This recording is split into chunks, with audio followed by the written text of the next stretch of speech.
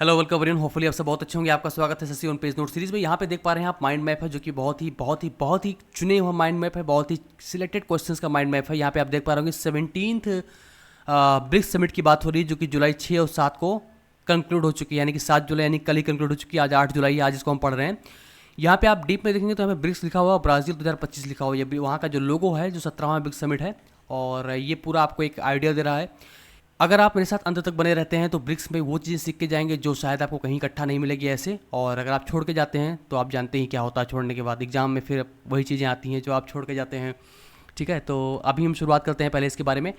Host कौन है भाई? होस्ट ब्राज़ील है इसका। और ये कहाँ पे हो रहा है? रियो डी जेनेरियो शहर में हो रहा है। रियो डी जेनेरियो, जिसे हमारे यहाँ आगरा शहर के जो आइकॉनिक बिल्डिंग है वो ताजमहल है, उसी प्रकार से रियो डी जेनेरियो के यहाँ पे क्या है, क्राइस्ट डी रिडीमर स्टैचू का नाम है, जीसस क्राइस्ट यहाँ पे खड़े हुए हैं, ये यहाँ पे दिया है।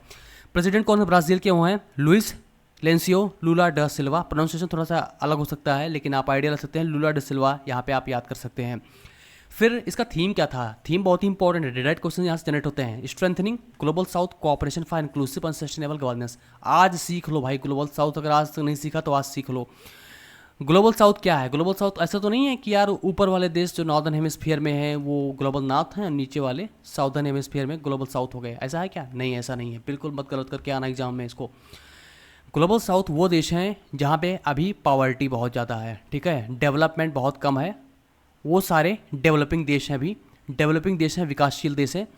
वो उनका जो इतिहास रहा वो रहा है कॉलोनिज्म का, यानी कि वहाँ पे ब्रिटिश शासन कर चुके हैं, वहाँ पे बहुत ज़्यादा एक्सप्लॉयटेशन हो चुका है ऑलरेडी, वो बहुत ज़्यादा सफ़र कर चुके हैं और वो अब इमर्ज होके आ रहे हैं। ग्लोबल साउथ में नंबर ऑफ कंट्रीज़ क्या कितने हैं बता सकते हो? नहीं है, ये एक सिर्फ मेटाफोरिकल टर्म है, एक जनरल आइडिया आ जाता है जो गरीब देश ना कर करके ग्लोबल साउथ बोल दिया जाता है, जो कि एक एस्पिरेशनल कंट्रीज़ हैं। ग्लोबल साउथ एक एस्पिरेशनल कंट्रीज़ हैं जो आगे चल के इकोनॉमिक पावर हाउस बनेंगे और विश्व में एक ज़बरदस्त भूमिका निभाएंगे, ठीक है। तो इसका जो थीम क्या कह रहा है कि स्ट्रेंथ करना है ग्लोबल साउथ को, ग्लोबल साउथ को स्ट्रेंथ करना, मजबूत करना है, ताकि उनका जो इंक्लूसिव रहे, मिलजुल के रहें और सस्टेनेबल गवर्नेंस हो, ऐसी गवर्नेंस करें जो भविष्य में उनको एक सही दिशा में लेके जाएं। सस्टेनेबल डेवलपमेंट की आपने नाम सुना है?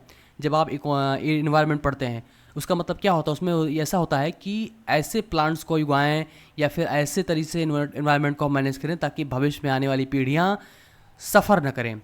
उसी प्रकार से सस्टेनेबल गवर्नेंस, भविष्य में आने वाली पीढ़ियाँ एक मजबूत देश को देख पाएँ, ठीक है। अब हम ब्रिक्स की बात करते हैं। मेंबरशिप क्या है भाई, कितने लोग हैं, बहुत ही इंपॉर्टेंट है। ब्रिक्स में कौन कौन से लोग हैं?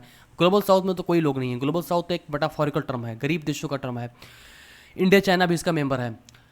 तो मेंबरशिप की बात करते हैं ब्रिक्स की, तो ब्रिक्स में कुल मिला के हमारे पाँच पाँच बहुत ही गोल्डन मेंबर्स हैं, बहुत ही पावरफुल मेंबर्स हैं, हर जगह फैले हुए हैं। ब्राज़ील साउथ अमेरिका में है, रशिया हमारा पता ही है यूरेशिया का देश है, इंडिया, चाइना और साउथ अफ्रीका, ये सारे देश हैं। और इसी के अगर आप नाम को आगे जोड़ेंगे तो बनेगा BRICS, ब्रिक्स बनेगा। नए मेंबर्स ने बहुत ज़्यादा इंटरेस्ट में दिखाया क्योंकि बहुत ही पावरफुल ब्लॉक बन के उभर आ रहा है।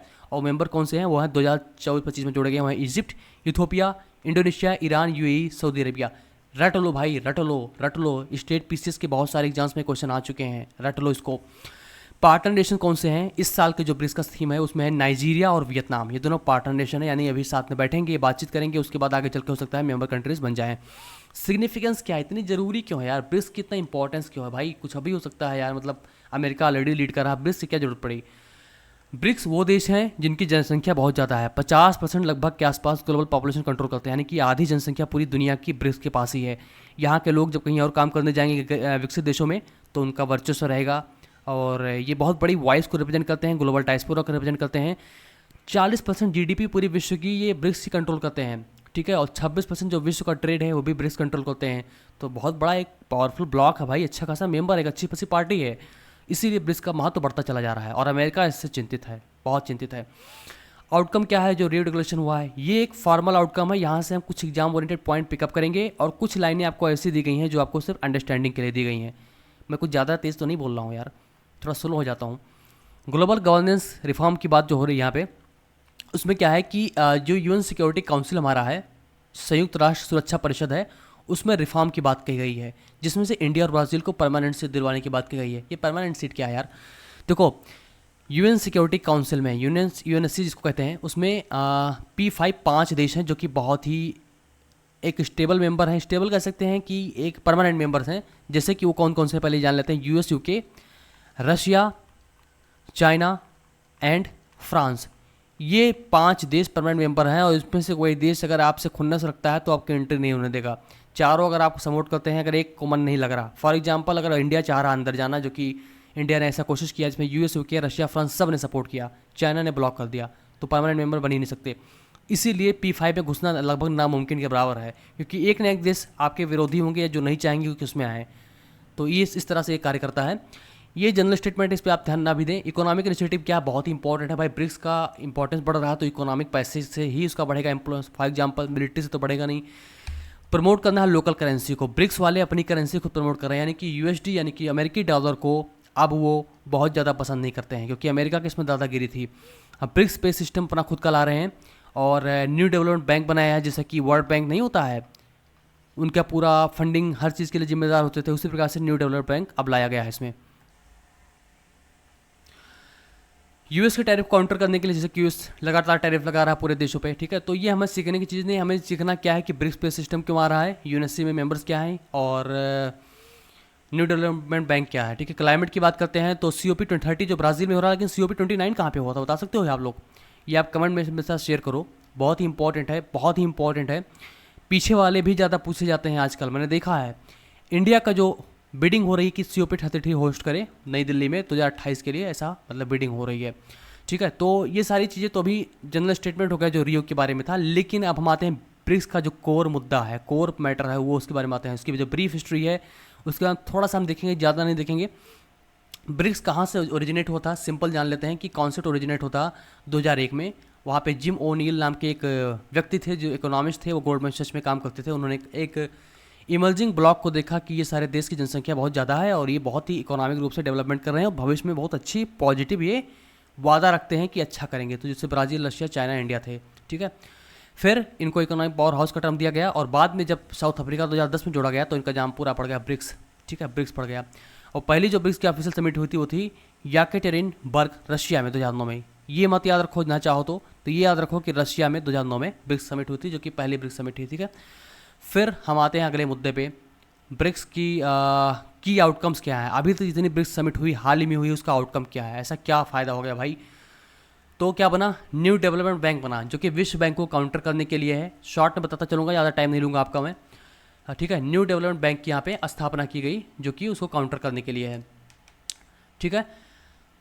अब ये किसको काउंटर कर रही है? कर रही है वर्ल्ड बैंक और इंटरनेशनल मॉनेटरी फंड को काउंटर कर रही है। दूसरा काम उन्होंने क्या किया कि CRF की स्थापना की, CRA की स्थापना की, कंटीजेंट रिजर्व अरेंजमेंट। सिंपल इसको जान के रखते हैं, अगर कोई करेंसी इंस्टेबिलिटी आती है तो दूसरे को सपोर्ट करेंगे, CRA जान के रखो बस। लेकिन अगर ब्रिक्स पे लॉन्च किया गया तो क्यों लॉन्च किया गया? ब्रिक्स किसके खिलाफ है? ब्रिक्स पे किसके खिलाफ है? अगर न्यू डेवलपमेंट बैंक खिलाफ है वर्ल्ड बैंक के जो बढ़ते डिपेंडेंस को लेके है, उसी प्रकार से स्विफ्ट के खिलाफ है। कौन सा है? ब्रिक्स पे। स्विफ्ट क्या है? Society for world wide interbank financial telecommunication, इसका फुल फॉर्म याद रखना है हमें। तो स्विफ्ट एक क्या है कि मैसेजिंग प्लेटफॉर्म है जो ये बताता है कि पैसे को कहाँ मूव करना है, ठीक है। बैंक्स को बताता है कहाँ से कहाँ मूव करना है, लेकिन इंटरनेशनल ट्रेड में जब पैसे का ट्रांसफर होता है तो स्विफ्ट एक मैकेनिज्म है, कम्युनिकेशन सिस्टम है, सिक्योर कम्युनिकेशन सिस्टम है, जो पूरी विश्व की फाइनेंस को दिशा बताता है कि यहाँ यहाँ ट्रांसफ़र करना है, ठीक है। तो जो ब्रिक्स पे आ रहा है तो ये खुद से अपने आप में डेवलप कर रहे हैं, उनको काउंटर कर रहे हैं। एक तरह से डी डॉलराइजेशन होना है कि डॉलर को रिड्यूस करना है, डॉलर के वर्चेस को रिड्यूस करना है और अपना खुद का पेमेंट सिस्टम डेवलप कर रहे हैं, ठीक है। अब ये जो 21वीं सदी का देश है, ये सारे देश अब वार युद्ध को नहीं बढ़ावा देते हैं बल्कि इकोनॉमिक डेवलपमेंट को बढ़ावा देते हैं, और ये ही सबसे अच्छा वायबल अप्रोच है कि आप इकोनॉमिक रूप से मजबूत हों और इसी से आपसे देश डरेंगे जो आपके दुश्मन देश है।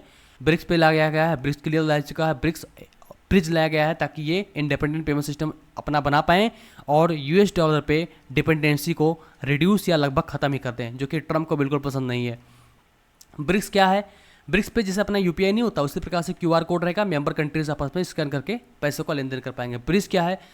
ब्रिक्स क्या होता है? एक सिंगल डिजिटल प्लेटफॉर्म है जो अलाउ करेगा कि सेंट्रल बैंक को, लार्ज फाइनेंशियल इंस्टीट्यूशन को अपना high value cross border payments होगा, करोड़ों अरबों का अगर ट्रांजेक्शन होना है, दो देशों में डील होनी है तो ब्रिक्स ब्रिज मिलकर आपस में ट्रांजेक्शन कर लेंगे। किसी थर्ड पार्टी स्विफ्ट या फिर किसी अमेरिकन या फिर किसी और देश पे रिलाई नहीं करेंगे, US डॉलर को बाईपास कर देंगे। ब्रिक्स क्लियर क्या है? ये स्टॉक एक्सचेंजेस को लेके है, ठीक है, जैसे क्लियरिंग होती है, मल्टीलेटरल क्लियरिंग के लिए बनाया गया है। और स्टॉक एक्सचेंज जो बॉन्ड मार्केट होते हैं मेंबर नेशंस के हैं, उसमें क्रॉस बॉर्डर इन्वेस्टमेंट बहुत ज़्यादा आसान हो जाएगा। तो पे, ब्रिज और क्लियर, किसको काउंटर कर रहे हैं? ये स्विफ्ट को काउंटर कर रहे हैं, जो अमेरिकन डॉलर का जो वर्चस्व है उसको डी डॉलराइजेशन के लिए एक पहल है। ठीक है, मैं बताना चाहूँगा कि सारे देश में एक्टिवली ऐसा नहीं कर रहे हैं कि भाई डॉलर को हटा दो, ऐसा कर दो, ऐसा कुछ नहीं है। ये खुद से अपने आप को डेवलप कर रहे हैं और इससे थोड़ा सा डॉलर पे अफेक्ट पड़ रहा है। ठीक है, नेक्स्ट कोर पॉइंट हमारा क्या रहेगा? कोर हमारा रहेगा कि नोटेबल लीडर्स कौन कौन से जो थे अभी जो 2025 में थे, ये यहाँ से क्वेश्चन जनरेट हो सकते हैं। अपने पीएम जो भारत के पीएम थे वो नरेंद्र मोदी जी थे, और चाइना के जो प्रीमियर है वो ली क्योंग हैं। ठीक है, प्रीमियर है, याद रखना, प्रेसिडेंट नहीं है। साउथ अफ्रीका कौन थे? साइरल रामाफोसा थे। और इंडोनेशिया के कौन थे? वो थे प्रभावो सुबियांतो। ठीक है, रशिया के जो फॉर्मर प्रेसिडेंट थे व्लादिमीर पुतिन थे, उनके खिलाफ जो आईसीसी वारंट है, जो कि रशिया और यूक्रेन का युद्ध है, इस वजह से अपना देश से नहीं आए हैं, और वो एफएम जो कि फॉरेन मिनिस्टर सर्जरी लैवरो को उन्होंने भेजा है। चाइना का जो प्रेसिडेंट जी जिनपिंग वो ऑब्सेंट हैं, याद रखो, यहाँ पे प्रीमियर आए हैं, ली क्यांग आए हैं, प्रेसिडेंट नहीं आए हैं। ठीक है, और बायलेटरल मीटिंग इंडिया ने मीटिंग की है बाकी देशों से, वो तो जनरल पॉइंट हो गए। फिर हम आते हैं कि ग्लोबल कॉन्टेक्स्ट में इसका मतलब क्या है। तो कोई यूएस में टेंशन हो रही है। यूएस का क्या है कि ट्रंप ने टैरिफ लगाना शुरू कर दिया सारे देशों में, अपने दोस्तों में भी, अपने दुश्मनों में भी। ठीक है, तो ब्रिक्स को क्रिटिसाइज़ किया है यार कि यार यूएस के जो प्रोटेक्शनिज्म है वो बहुत ज़्यादा बढ़ रहा है। यूएस चाह रहा है कि हमारे यहाँ सारी फैक्ट्री लगें, सारा डॉलर का सारा आमदनी हमको मिले, सारे हमें टैरिफ मिलें, ये विश्व ट्रेड को नहीं दिख रहा है, ऐसा मतलब क्रिटिक्स है उसके। ठीक है, ईरान में बॉम्बिंग हुई, जनरल चीज़ें, उससे मतलब हमें ज़्यादा उतना नहीं है, क्योंकि हम ये जो पढ़ रहे हैं हमारा जो कॉन्टेक्स्ट हो है ब्रिक्स का है। ब्रिक्स और G7 कंपेरिजन बहुत ज़्यादा पूछा जाता है। ब्रिक्स का जो जीडीपी ट्रिपल पी है वो सरपास कर चुका G7 में। G7 जानते हो क्या होता है? G7 सबसे डेवलप्ड इकोनॉमीज़ का एक पूरा समूह है। ऐसा होता है ना, जैसे बहुत इन्फ्लुएंशियल लोग होते हैं, अपनी एक हाई वैल्यू पार्टी बना के रखते हैं, उसमें गरीब लोग एंटर नहीं कर सकते हैं, उसी प्रकार से G7 वैसे ही था। अब धीरे धीरे इनकी आंखें खुल रही हैं जब ब्रिक्स का डेवलपमेंट शुरू हुआ। अब इनको लगने लगा कि हाँ भाई ये कुछ चीज़ें हैं।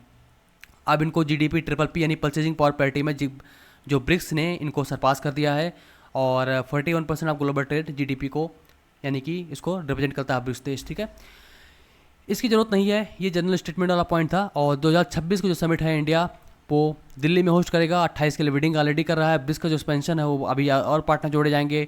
2 पार्टनर कंट्रीज जो जोड़े गए हैं वो वियतनाम और एक कौन सा था आपको बताना, याद रखो भैया, ऐसे काम नहीं चलेगा। नाइजीरिया और वियतनाम क्या है? पार्टनर नेशन रखे गए हैं जो आगे चल के जुड़ेंगे। ठीक है, और कुछ पॉइंट्स और इंपॉर्टेंट है जो बताना चाहूँगा आपको। ये तो सेम चीज़ हमने पढ़ लिया है। इंटरनल डिसएग्रीमेंट थोड़े से ब्रिक्स में रहते हैं, क्योंकि इंडिया और चाइना का बहुत ज़्यादा मतलब चाइना चाह रहा है कि उसकी करेंसी युआन इसमें डोमिनेट करे, लेकिन इंडिया को ऐसा पसंद नहीं, क्योंकि हमारे इंडिया चाइना में एडवर्सरी है। और नोट्स में हमें क्या इंपॉर्टेंस रखना है, हमको ध्यान देना है ग्लोबल गवर्नेंस रिफॉर्म के बारे में ध्यान देना है। ठीक है, डी डॉलराइजेशन जैसे कि हमने पढ़ा, ब्रिक्स पे, ब्रिक्स पेज, ब्रिक्स क्लियर, इस तरह पढ़ा। न्यू डेवलपमेंट बैंक पढ़ा। ब्रिक्स करेंसी की बात चल रही थी जो अभी फिलहाल पेंडिंग में है। क्लाइमेट एक्शन की बात करा हमने, टेररिज्म की बात करा।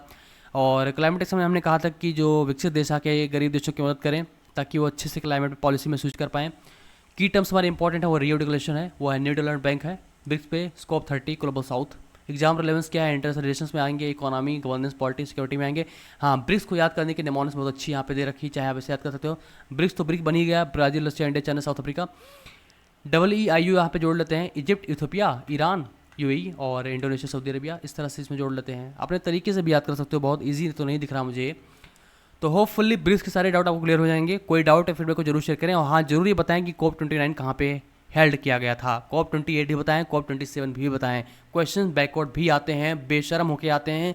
कोई ये नहीं सोचता कि COP 30 चल रहा है या तो पीछे पूछ के यार अच्छी बात नहीं है, ऐसा नहीं होता भाई, कुछ भी पूछ सकते हैं। करंट अफेयर के लिए इंपॉर्टेंट है, स्टैटिक के लिए भी इंपॉर्टेंट है। तो अगर आप यहाँ तक बने रहें तो प्लीज़ चैनल को जरूर सब्सक्राइब कर लें, और आपको मैं कोशिश करूँगा कि इतने अच्छे कंटेंट लाऊं जो आपको रियली आपको एग्जाम्स में कुछ ना कुछ देके जाए। ठीक है, तो फिर ऐसे ही